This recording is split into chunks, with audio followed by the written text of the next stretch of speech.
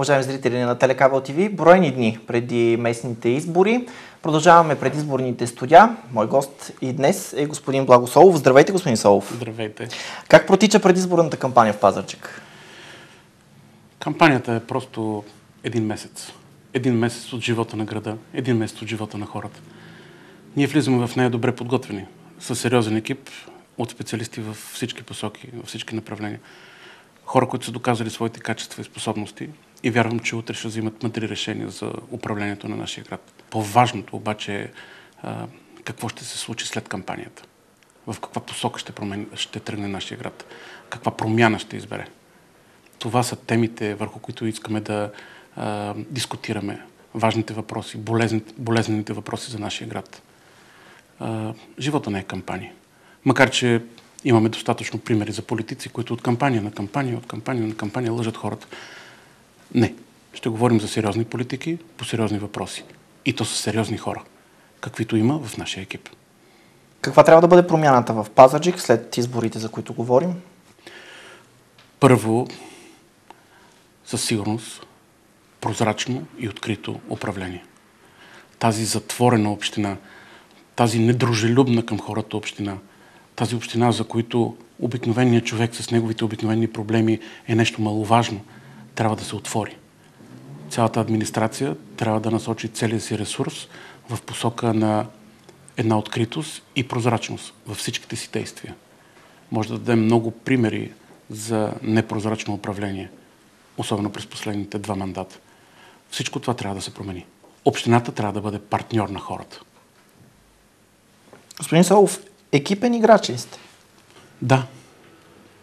Аз съм човек на отбора. Готов съм да замена и най-добрия играч в интерес на добрия отбор.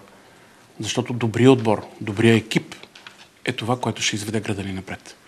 Бяхме свидетели на много еднолични решения. Бяхме свидетели на еднолично поведение, при което се игнорираха различните мнения. Не просто се игнорираха, те не се уважаваха, те не се чуваха. Нямаше чуваемост за различността. Нещата ще се променят. Ще слушаме професионалистите, ще слушаме хората с различно мнение, дори когато то противоречи на нашето. Защото в спора и в дебата се ражда истината. Казвал съм го няколко пъти и няма да се уморя да повтарям.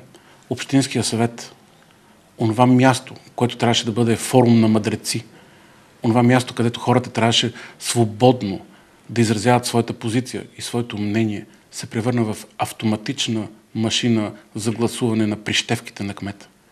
Дори не казвам желанията, казвам прищевките не случайно. Този общински съвет, тази община е рекордьор по незаконосъобразни решения. Откакто в Пазарджик съществува местно самоуправление, този мандат има 66 върнати от съда поради неправомерно с решение. Независимо от това, че и досегашният кмет беше юрист, и председател на Общинския съвет беше юрист. Това е една изключително лоша атестация за тяхната работа. Как бихте разбили това статукво? Партньорство. Партньорство е правилната дума. Трябва да се градат мостове, трябва да се привличат специалисти в различни дейности. За специалистите само след мъничко в разговора ще включим архитект Васев и архитект Мурджев. Преди това обаче ми се ще да ви попитам, пуснахте в своята фейсбук страница един клип с непочистено речно корито на Марица. Защо го направихте? Това е добър пример в 2 посоки. Първо, за силата на хората. За силата на мнението на човек, за силата на социалните мрежи, като възможност за въздействие върху администрацията. Тази администрация трябва да се научи да работи. Когато зададах въпроса защо не е почистено коритото на река Марица, защото то наистина приличаше на джунгла и създаваше реални предпоставки, ако дойде повече вода, вследствие на дъждове или снеготопене, града да бъде залят. Когато зададах този въпрос, бях обвинен за това, че едва ли не това не е било работа на кмета. Как да не е работа на кмета? Как да не е работа на кмета? И по всичките нормативни актове, и по силата му на стопанин на този град, той трябва да мисли за всички детайли. Понякога правят нещата очудващо сложно, а те са прости. Щях да им изпратя 3 души с 3 резачки и след 5 дни проблема ще да е ликвидиран. Така се решават нещата. И хората питаха, добре, ма ще ви санкционират. За какво да ме санкционират? Ако аз имам в едната ръка опасението, че някой ще ме санкционира за това, че съм изпратил хора да изрежат 20 или 30 върби, които създават предпоставка за опасност. И в другата ръка избора да спаса града. Според вас, кое трябва да избера като градоначалник? Разбира се, че спасението на града, на хората и на тяхното имущество. В този смисъл трябва да бъдем и обективни и да кажем, че след моята основателна критика, временно изпълняващия длъжността Петър Петров положи усилия, изпратиха хората и в момента там се работи. Това е пример за силата на гражданското мнение. Така трябва да се работи. Върху администрацията, независимо, че досега тя е управлявана от друг човек, а утре ще имаме нов кмет, трябва да се оказва натиск по този начин, с открито, свободно гражданско мнение. Хората трябва да спрат да се страхуват и да питат. Те имат право на своите въпроси. А общината им дължи отговори. Това е част от политиката на прозрачност, която ние ще реализираме. Нека да включим сега в разговора и двама от експертите, за които говорим във вашия екип. Преди това обаче да видим техните видеовизитки. Професионализъм, отговорност и стратегическо мислене с визия за градско планиране далеч в бъдещето е мотото на двамата архитекти от листата на общинските съветници на коалиция Благо Солов, Съюз за Пазарджик, архитект Атанас Васев и архитект Петър Мурджев. И двамата са завършили университета по архитектура, строителство и геодезия, родени в Пазарджик, живеят и работят в Пазарджик. Ние сме технократи, занаятчии с висока квалификация и професионализъм, които трябва да имат виждане за развитие за 20 години напред, споделя архитект Атанас Васев, който работи в сферата на местната власт от 12 години. Убеден е, че Пазарджик може и трябва да стане атрактивно място за бизнес и професионална реализация. Това ще даде шанс на младите хора да останат в родния си град и ще спре обезлюдяването на общината, допълва той. Включва се в листата на общинските съветници на коалиция Благо Солов, Съюз за Пазарджик, като професионалист участва в разработването на плана за развитие на градската среда за плановия период 2014-2020 година. Като част от отбора с номер 13 в интегралната бюлетина, счита, че е крайно време да изчезне чувството на страх и несигурност, да се промени статуквото, като се разруши кръгът на нашите приятели, защото законите и правилата са създадени за да важат за всички. В Общинския съвет на Пазарджик ще работи за подобряване на транспорта и инфраструктурата в града и селата и за професионално решение на проблема с шумовото замърсяване, като предлага решение за това. Архитект Петър Мурджев е председател на районната колегия на Камарата на архитектите в България в Пазарджик, управител на архитектурно-проектантско бюро. Като част от екипа на коалиция Благо Солов, Съюз за Пазарджик, настоява за по-широко обществено обсъждане преди вземане на важни решения по проблемите за развитието на градската среда и за създаване на консултативен съвет по култура към общината. Държи в този съвет да се включат представители на основните културни институции и творчески организации. Като архитект спечелил първото място на конкурса за ревитализация на градския пазар в Пазарджик през 2010 година и две първи места на архитектурен преглед Пазарджик през 2008, настоява за организиране на ежегоден архитектурен конкурс с национално участие в Пазарджик. Първият от тях да бъде новата визия на мостовете и пространствата по протежение на канала Пашаарк. Като общински съветник се ангажира с реализирането на готовия проект за ремонт и обновяване на общинския градски пазар. За предстоящия мандат си е поставил за цел да работи за изграждане на устойчива зелена система в общината, възстановяване на стадион Любен Шкодров и обновяване на прилежащия му парк. Мечтата му е да се възстановят съществуващите и да се изградят нови велоалеи, като се свържат в обща мрежа, както и да се въведе система за обществено ползване на велосипеди под наем, подобно на големите европейски градове. Държи в общината да се облекчи и модернизира административното обслужване, за да се създаде добра бизнес среда, да се стимулира и приоритетно да бъде партньорството с местния бизнес. За местния вод през октомври са регистрирани над 380 кандидати за общински съветници. Само в състава на листата с номер 13 в интегралната бюлетина на коалиция Благо Солов, Съюз за Пазарджик има двама архитекти. Водачът на листата Благо Солов споделя за всеки един от кандидатите на листата. Разчитам на хората, които са професионалисти и са готови да дадат своя труд и енергия за качествена промяна на нашия град и на общината. Хора, които работят, но преди всичко, които имат своето мнение. За мен най-добрият съветник е другото мнение, различното мнение. За мен най-добрият приятел е човекът, който си отстоява позицията и когато е прав, не се страхува да спори с мен.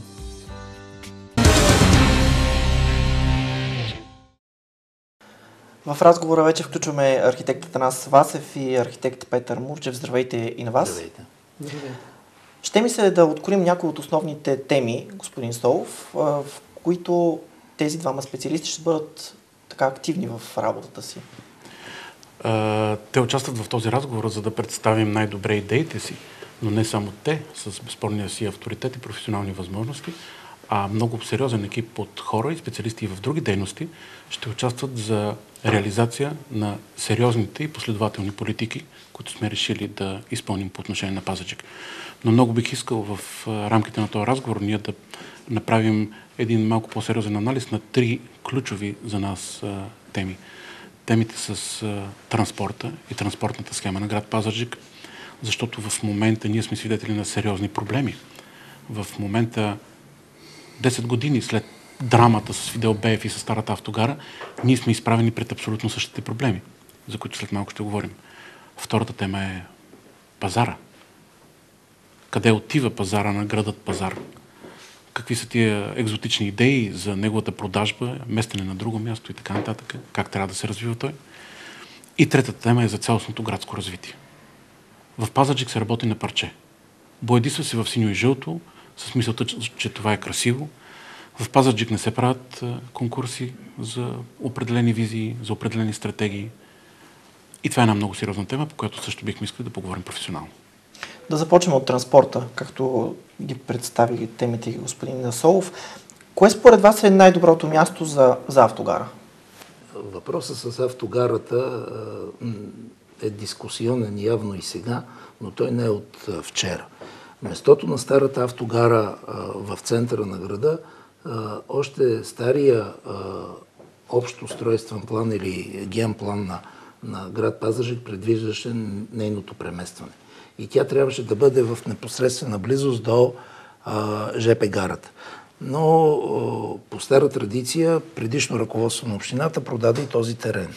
Вследствие на което беше продаден от страна на държавата и терена на старата автогара и в един момент започна да се търси место за автогара и решаване на транспорта в града, обществения градски транспорт. Няколко решения и съответно модела са опитвани, включително с локални спирки, локални разпределители на 3 места в града и с една голяма автогара, която искахме да бъде на ъгъла на улица Болнична и на околовръстния път. Но там имаше сериозна реакция от страна на хората, които живеят в жилищния квартал срещу болницата и естественото решение беше шанс ни даде това, че правителството върна на града територията на казармата. Или част от тази територия, около 50-60 декара. Дали местото на автогарата трябваше да бъде ситуирано там, където бе изградена, това е съвсем отделен въпрос. Но ние имаме вече изградена автогара. Какво ще стане в бъдеще, времето ще покаже. Несъмнено, темата с транспорта е важна. В тази връзка искам да ви попитам, открихме една, доколко модерна автогара, не искам да коментирам, но нека да кажем, смятате ли, че това е правилното място за една автогара? При реализацията на този обект се подходи към реализация на един частен обект. Това действително беше така, защото дори за самата сграда и дори за нея може би трябваше да има конкурс и обсъждане на много повече идеи, отколкото предложенията на един проектант, подадени му от една частна фирма.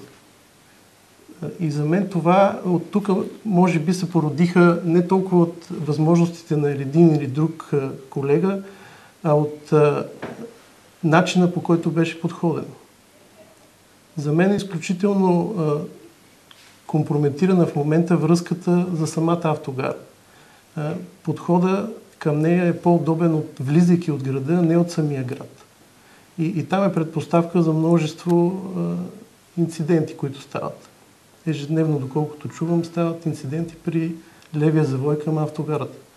Според мен също така не беше достатъчно помислено и за паркоместа около самата автогара.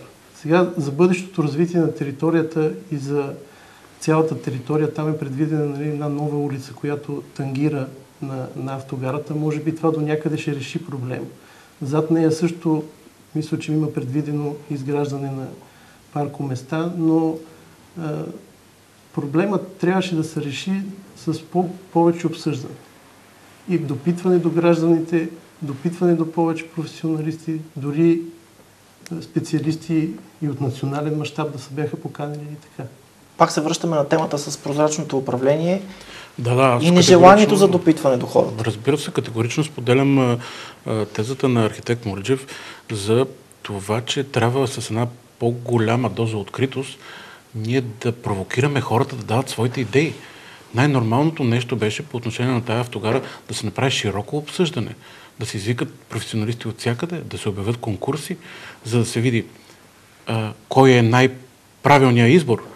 Защото в резултат на едно почти еднолично решение на нашата община, ние имаме множество сбъркани последствия, които влияят върху цялостното развитие на града, върху развитието на региона, в който е тази автогара, върху цялостната транспортна схема. 10 години след драмата с БЕФ, ние отново имаме същия проблем. Ние отново нямаме общинска автогара. Тази автогара е частна и от нейният частен собственик съвсем законно може да реши да я направи на търговски център. Да, защото това е хубаво да го отбележим. Автогарата не е общинска. Да, ако неговото желание е такова, той спокойно може да направи на търговски център. Тоест, ние отново нямаме общинска автогара. Ние нямаме решен транспортен проблем нито на хората от града, нито на хората от селата. Има много квартали в града, които страдат от липса на връзка с други райони, заради сгрешена транспортна схема. Но може би най-много страдат хората от селата, които пак заради тези грешки имат ограничен, да не говорим, че почти нямат достъп до града, с едни недобре планирани курсове, с едни недобре планирани автобуси. Хората нито могат да отидат сутрин на работа, нито могат вечер да се върнат. И може би четвърто, но не на последно място, е екологичният проблем. С старото си място автогарата създаваше редица проблеми на хората, които живееха около нея. Автобусите отделяха вредни газове, шум и така нататък. И целият район на хората, живущи около старата автогара, сериозно и основателно протестираше. Какво направихме сега? Изместихме я на ново място. Тя беше в нищото. В началото беше в нищото. До нея нямаше никакви връзки. Сега започна леко територията да се урбанизира и дори започнаха да се изграждат жилищни комплекси. Какво означава това? Че след няколко години ние ще мултиплицираме същия проблем, от който сме се опитвали да избягаме. Тоест, ние не решихме нито един транспортен проблем на Пазарджик. Нито с транспортната схема, нито с автогарата, а очевидно и създаваме следващ екологичен проблем. А какво според вас е решението? Транспорта и транспортната схема в град Пазарджик се състои от 3 компонента. Вътрешноградски транспорт, който е автобусен. Имаме съответно тролейбусен транспорт, който е екологичен, и имаме междуградски транспорт. В момента, така както е ситуирана автогарата, тези 3 транспорта влизат в противоборство един с друг. Тя не е привързана към нито един от 3-те транспорта. Би трябвало да изпълнява функциите да обслужва междуградския транспорт до другите селища и села и градове около Пазарджик, но в същия момент да бъде интегрирана в градската среда, а тя не е така. И още в самия и замисъл в генезиса не е замислена и поради тая причина са всичките тези проблеми с достъпа до нея и ще се върви 100 метра, 150 метра, ще се носят багажи на ръка. Не се прави така, не е редно да се прави така.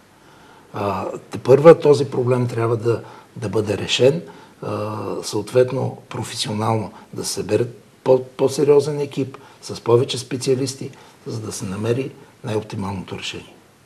Със сигурност хората ще очакват едно такова решение от следващия кмет на община Пазарджик. Доколкото въпросът е насочен към мен, да, ще проведем широка дискусия, в която ще участват всички граждани от различните квартали, за да изберем най-правилните и най-удобните за тях маршрути. Ще поканим специалисти, външни, както и най-добрите специалисти от Пазарджик, разбира се, но и външни. И чрез един конкурс ние ще изградим изцяло нова, удобна за хората транспортна схема, която свързва различните видове транспорт, градски, междуградски, с автогарата и евентуално с гарата. Както и с другите значими в града места, на които хората обичайно отиват. И нещо допълнително по отношение на транспорта и транспортната схема. В момента имаме изключително ниско ниво на предлаганата услуга. Хората са возени с стари автобуси, те не са климатизирани през лятото. Бехме свидетели на това как автобусите пътуват с отворени врати, което създава и предпоставки за транспортни происшествия или, не дай Боже, някой да се нарани или да пострада. Ние трябва да вървим в друга посока. По-малки и по-удобни автобуси, по-модерни, по-чисти и, разбира се, екологично съобразени. Това е правилната посока. Искам да бъдем коректни и да кажем, че новата сграда на автогарата също получи архитектурна награда. Това нека да бъдем коректни спрямо колегията и спрямо инвеститорите, защото това е истина. Сега, дали местото и е там, е съвсем отделен въпрос, но сградата като сграда получи архитектурна награда и съответно признанието и на хората, и на част от колегията в цялата страна. Архитект Васев, какво е мнението ви за тролейбусния транспорт в Пазарджик и определение като брак по сметка договор между общината и частното дружество? Знаете ли колко пари е платила община Пазарджик като субсидия, като на помощ за извършването на транспортната услуга към тролейбусен транспорт? В рамките на 4 години близо 1 милион лева са дадени от общите пари на общината, от бюджета. Всяка година между 230 и 250 хиляди лева. За да може да се субсидира транспорта. За това, че се издават карти, съответно на пенсионери и на инвалиди. Но това го дава единия партньор. А другия партньор, нали, дружеството е 50 на 50. Аз съм архитект. Аз не ги разбирам тия неща. Има икономисти. Те могат съответно да си направят изводите. Несъмнено, има общини в България, които получиха безплатни тролеи. Пазарджик обаче не е сред тези общини. Нови тролейбуси имаме. Но, примерно, Бургас получи много нови тролейбуси. Плевен получи много нови тролейбуси. Безплатно. Пловдив получи много нови тролейбуси и то в рамките на предишния програмен период. Те в момента все още ги говорим до края на 2013 година. Реда на град като Пазарджик щеше да дойде в следващия програмен период 2014-2020. Тоест сега. Тоест сега. Само че сега вече и да искаме, може би няма да имаме тази възможност. Ако транспортът беше останал общински, ние имахме право да получим безплатни тролейбуси по европейски програми. Имате визия, несъмнено, за темата транспорт. Излизайки обаче от нея, нека да погледнем и към пазара. Също една много коментирана тема. Общински ли трябва да бъде той, господин Савов? Всъщност, основният проблем на пазара изглежда архитектурен, защото не е реализиран, не е обновен, не е модернизиран, но фундамента на проблемите е политически. Грешната политика на досегашното ръководство. Искам да си го казваме в прав текст, независимо от това, че на някой не му харесва. Пазарът беше продаден. Градския пазар, символа на Пазарджик, беше продаден. Наложи се прокуратурата по реда за надзор върху законността на решенията на общинските съвети да атакува това поредно незаконосъобразно решение на Общинския съвет в Пазарджик и с едно съвсем основателно според мен решение съдът да го върне като незаконосъобразно. Пазарът трябва и ще продължи да бъде общински. На пазара хората ще продължат да имат свободен достъп, да продават плодовете на своя труд. Той ще се превърне в една от красивите атракции на Пазарджик. Модерен, чист, хубав, добре охраняван, светъл, с всички белези на един хубав европейски пазар. Когато решим този политически проблем и когато кажем категорично, че пазарът остава общински, тогава ще дадем думата на архитектите, които съм абсолютно убеден, че имат сериозна, модерна визия за неговото развитие. А сега ще се върнем няколко години назад. Един репортаж на Телекабел ТВ, който излъчихме в новините, за протеста пред общината от работещите на пазара. Нека си припомним едно видео. С плакати и скандирания близо 100 търговци от Централния градски пазар в Пазарджик излязоха на протест пред сградата на общината. Поводът – предстоящия ремонт на пазара. Искаме да си останем на работните места.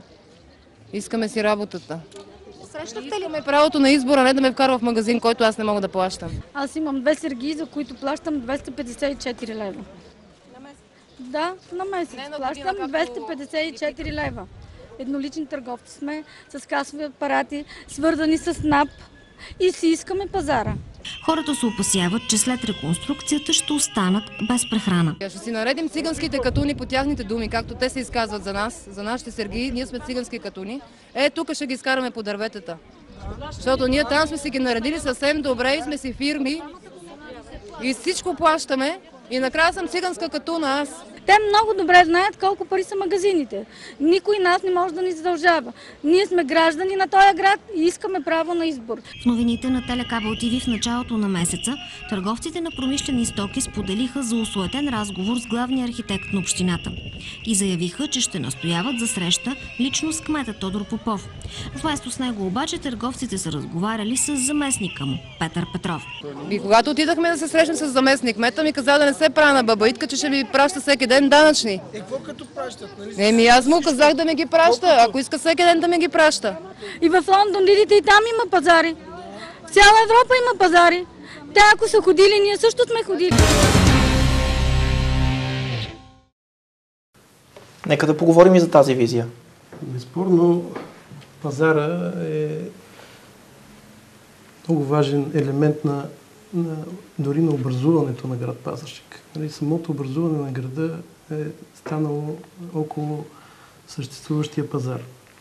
Затова е и много отговорно, когато говорим за един проблем за градския пазар в град, който се казва Пазарджик. Това е наистина отговорно.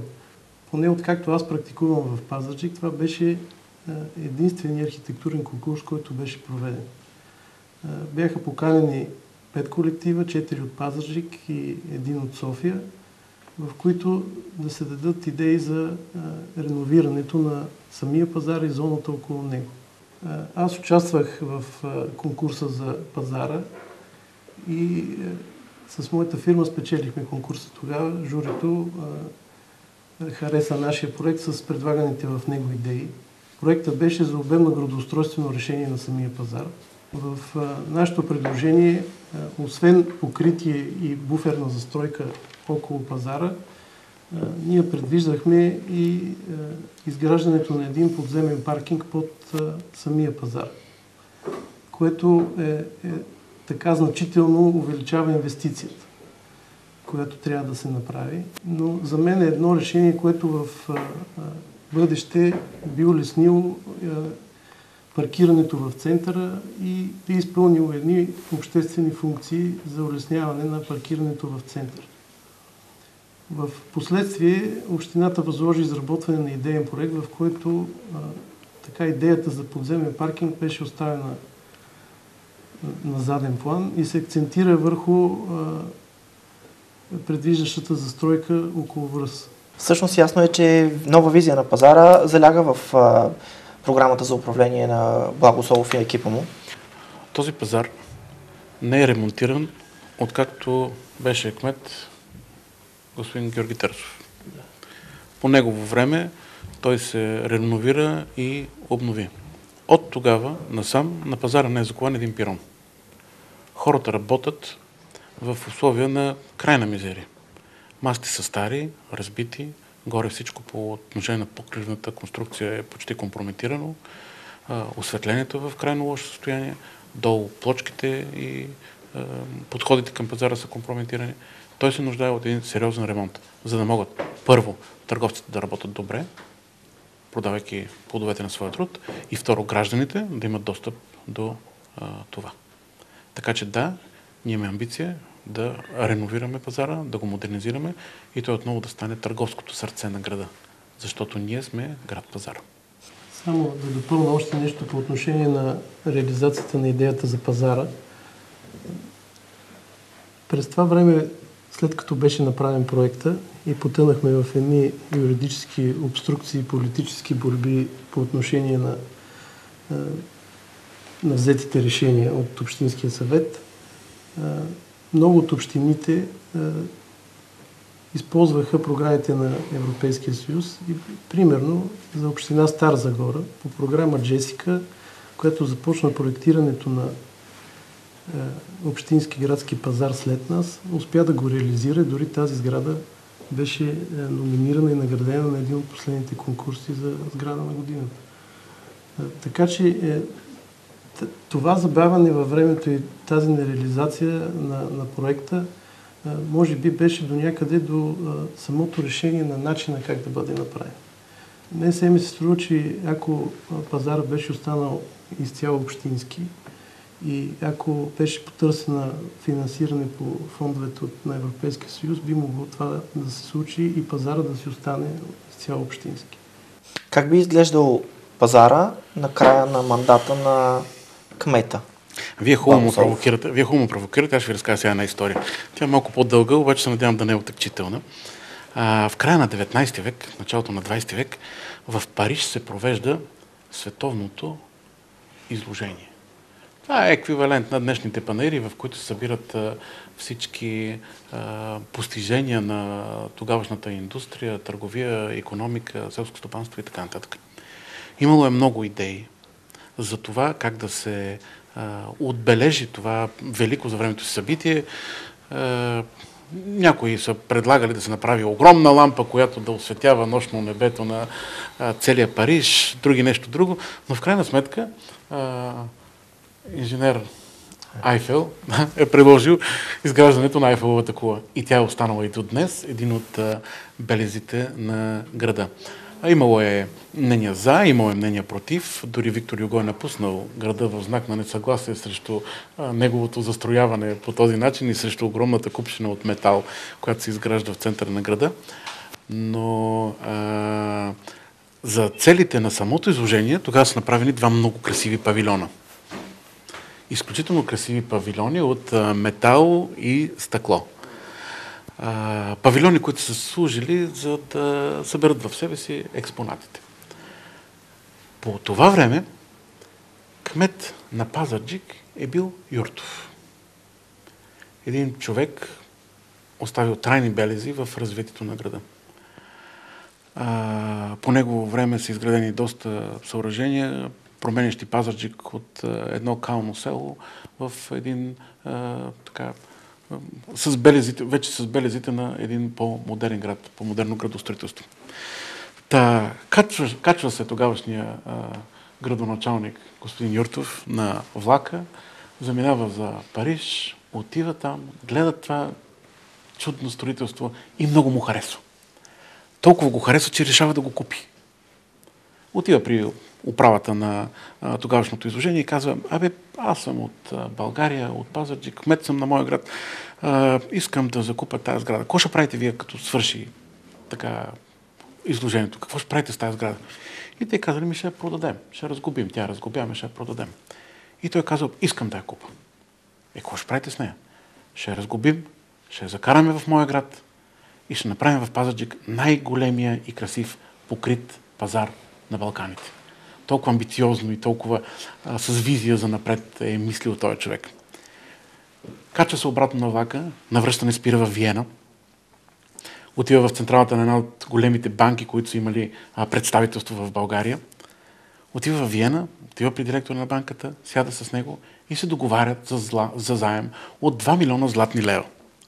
Само една скобичка ще отворя. Какъв кредитен рейтинг е имала тогава една провинциална българска община, щом кметът е можел да отиде при директора на банката, да се стиснат ръцете и да договорят кредит от 2 милиона златни лева за развитието на града. Връща се в Пазарджик, събира Общинския съвет, който по това време се състоял от 3 души, а не от сегашното разточителство от 41.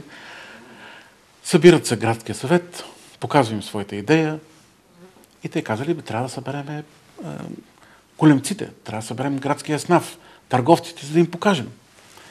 Събират се всички големци, събира се градския снаф, да им презентират, да им покажат тази своя идея.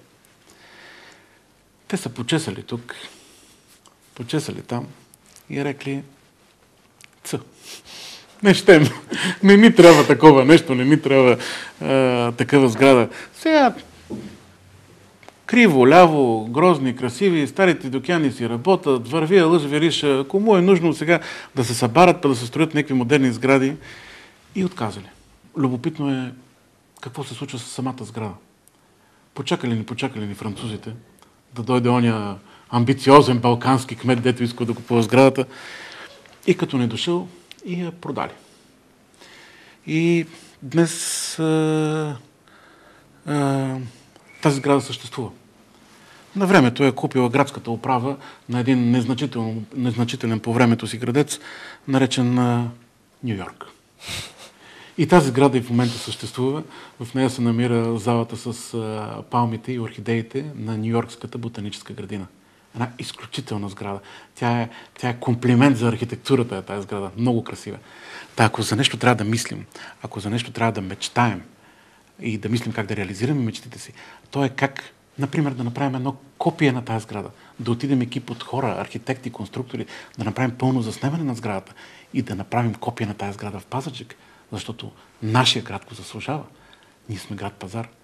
Трябва да мислим в перспектива. Не за това колко дупки да зацапаме, асфалтираме, макар че асфалтирането с качество на зацапване, не колко дупки да асфалтираме, не колко парапета да боядисаме синьо и жълто. Трябва да мислим. Архитектите, стопаните на един град трябва да мислят за години напред. Разбира се, да решават и ежедневните проблеми, но да имат визионерско мислене за напред. Трябва да гледат в бъдещето. Зелената система на Пазарджик е също акцент в вашата програма, господин Солов. Нека да кажем нещо и в това отношение. Тук има много болни проблеми. Преди да дам думата на експертите в това отношение, на човека, който може би да разбира най-много от зелени системи и от екология, искам да кажа, че в партньорство с зелените ние предвиждаме да направим един план за устойчиво развитие на нашия град в областта на екологията. Екологията отдавна далеч не е само от цветя, рози, теменушки и така нататък. Екологията на един град е решаване на сериозните и дълбоки проблеми, които ни троват ежедневно. Екологията е създаване на култура на управление на битовите отпадъци. Безспорно в това влиза и ликвидиране на проблемите с съществуващото сметище, което ежедневно трови и убива хората. Но екологията е модерно мислене. Екологията е отговорност пред нашите деца. Нека да включим и инженер Деянов от партия Зелените. На първо място ние сме си поставили за задача и цел да затворим, загасим и рекултивираме отровното сметище, което трови града. Тази екологична язва, която се стигна до тези размери благодарение на бездействието на сегашната администрация. Територията на града, жителите на града, жителите на селата Капитан Димитриево, Главиница и Алеко, както и Синитово и доста други села по поречието на Марица, са подложени на този екологичен геноцид, осъществяван вече 50 години от това горящо и тровещо ни сметище. Ние знаем, можем и имаме категоричното намерение да решим този проблем и да го затворим. Един път за винаги. Едновременно с това, ние имаме намерение да стартираме и две други паралелни дейности. Това е довършване изграждането на новата клетка, която ще поеме от тук нататък отпадъците на града, и по-важното, което е изграждане на устойчива система за събирането на отпадъците на града, в резултат на което чрез прилагане на инструменти като разделно събиране от жителите, ремонт и повторна употреба и отклоняване на продукти от отпадъчните количества и най-важното превенция и предотвратяване на генерирането на отпадъци, редуциране на тяхното количество чрез стимули, като намаляване на такса смет за граждани, които разделно събират своите отпадъци, и за фирми, които също разделно събират своите отпадъци и тяхната технология не замърсява околната среда, това ще доведе до категорично намаляване на количеството на генерирани отпадъци. И тази клетка, реално, като е предвидена с живот 20 години, според мен ние няма да я напълним. Тя ще ни служи най-малко 100 години, ние няма да я напълним, защото в резултат на тези мерки за устойчиво управление на отпадъците, всички отпадъци ще се превърнат в рециклируеми ресурси. Няма да има отпадъци, които да е необходимо да караме и да заравяме. Всичко, което е отпадък, ще се превърне в ресурс, защото то ще подлежи на 100% рециклиране. Това може да стане чрез европейските фондове и специално фондовете за изграждане на технологични паркове. С тези пари ние може да изградим два парка, който единия парк, който да бъде парк за възстановяване на ресурсите, в който така наречените отпадъци ще бъдат превръщани в нови ресурси, и втория парк, това ще бъде екоиндустриален парк, в който тези ресурси пък ще служат за суровини, за производство на нови продукти. И така ще затворим цикъла и ще си лишим един път за винаги от отпадъците. Или ако трябва да обясним с по-простички думи тези сложни понятия, те биха изглеждали така. Например, до завода за ВЛПП и ембалаж, който в момента функционира и който работи от рециклирайки стара хартия, например, да има малък завод или цех, в който пластмасовите бутилки се раздробяват до ниво гранули и от отпадък се превръщат в суровина. До него, например, още един малък завод, който да е за стъклото и така за различните видове отпадъци. Успоредно с тях обаче да бъде и зоната, в която тези суровини вече влизат в производството и се получава готов продукт. Тоест ние от една страна имаме източника на ресурси, града, чрез сметосъбирането, разделното сметосъбиране, благодаря ти.